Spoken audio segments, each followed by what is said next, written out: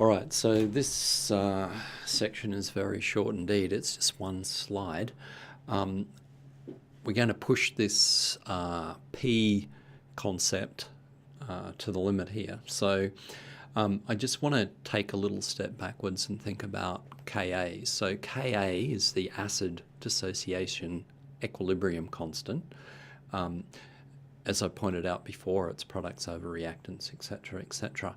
And of course that tells you what the strength of the particular acid is. That is how much it dissociates in water, in which we can measure using conductivity. So those numbers for Ka are often quite annoyingly small and not that easy to handle. And so therefore, again, we're going to invoke the use of P, that is negative log to base 10.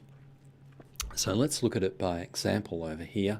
We've got hydrofluoric acid, which actually, contrary to popular belief, is actually a weak acid, or weakish at least, and there's its structure there, HF, as you're well aware, and it has a Ka value of that much, right? In other words, there's not very much at all that's actually ionized. So that's its Ka, and as I'm going down this list here, the acids that we're looking at are getting weaker and weaker and weaker still, and so therefore their numbers are getting smaller and smaller. Now, these are horrible numbers to deal with, and so surprise, surprise, people use that negative log to base 10 trick with these numbers as well, and convert them to pKa's. So if I look at this number here, for example, you could see, okay, there's my negative 4, right? So that would be the log of that bit is going to be negative 4 plus whatever the log of this is. Well, it's going to be a little bit less than 1 because it's somewhere between 1 and 10. So that'll be something that's a little bit of a fraction of 1 plus negative 4, and then I'm going to get negative 3.15, but I have to then multiply it by negative 1 to turn it into a positive.